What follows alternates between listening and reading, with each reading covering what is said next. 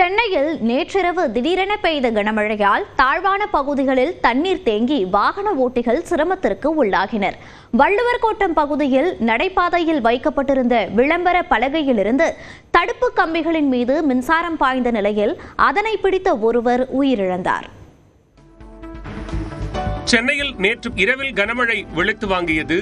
கோயம்பேடு, அண்ணாநகர், கோடம்பாக்கம், நுங்கம்பாக்கம், வடபழனி, தியாகராய நகர் உள்ளிட்ட இடங்களில் பலத்த காற்றுடன் கனமழை கொட்டியது. ஈக்காட்டு தாங்கலில் 15 நிமிடங்களாக கனமழை பெய்த நிலையில் சாலைகளில் தண்ணீர் பெருக்கெடுத்து ஓடியது.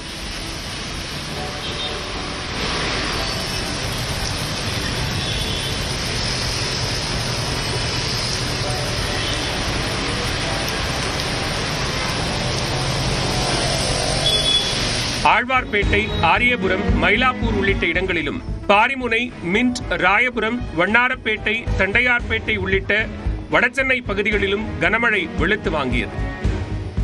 சென்னை வள்ளுவர் கோட்டத்தில் பேருந்து நிறுத்தம் அருகே நடைபாதையில் உள்ள தடுப்பு கம்பிகளில் மின்சார விளம்பர பலகைகள் வைக்கப்பட்டுள்ளன.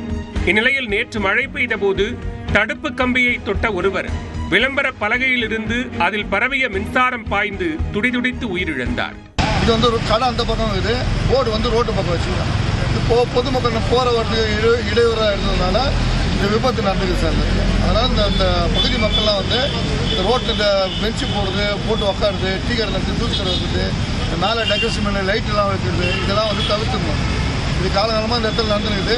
உயிரிழந்தது சேலத்தைச் சேர்ந்த 35 வயதான பிரகாஷ் என்பது தெரிய வந்த நிலையில் காவல்துறையினர் விசாரணை நடத்தி வருகின்றனர். சென்னை புறநகர் பகுதிகளான பூவிருந்தவல்லி, மாங்காடு, குன்றத்தூர், போரூர் உள்ளிட்ட பகுதிகளிலும் கனமழை பெய்தது. திருவள்ளூர் மாவட்டம் பொன்னேரி சுற்றுவட்டார பகுதிகளில் பரவலாக கனமழை பெய்தது. தாழ்வான பகுதிகளில் மழைநீர் சூழ்ந்ததால் வாகன ஓட்டிகள் அவதிக்கு ஆளாகினர். கள்ளக்குறிச்சி மாவட்டம் திருக்கோவிலூர் சுற்றுவட்டார பகுதிகளில் 1 மணி நேரத்திற்கும் மேலாக கனமழை பெய்தது. இதேபோன்று விழுப்புரம் மாவட்டத்தில் மணம்பூண்டி, அரகண்டநல்லூர், தேவனூர், கோட்டமருதூர், எடப்பாளையம் உள்ளிட்ட பல்வேறு பகுதிகளிலும் கனமழை பெய்தது. சேலம் மாநகரில் புதிய பேருந்து நிலையம், அஸ்தம்பட்டி, அம்மாப்பேட்டை, சூரமங்கலம், கொண்டலாம்பட்டி உள்ளிட்ட பல்வேறு பகுதிகளில் அரை மணி நேரத்திற்கும் மேலாக மழை பெய்தது. தருமபுரி மாவட்டத்தில் அரூர், பாப்பிரெட்டிப்பட்டி சுற்றுவட்டார பகுதிகளில் கனமழை பெய்ததால் சாலைகளில் மழைநீர் பெருக்கெடுத்து ஓடியது.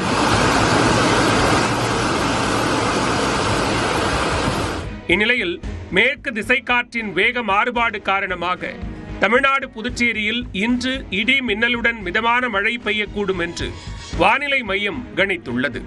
சென்னையிலும் இடி மின்னலுடன் மிதமான மழைக்கு வாய்ப்பிருப்பதாகவும் தெரிவிக்கப்பட்டுள்ளது.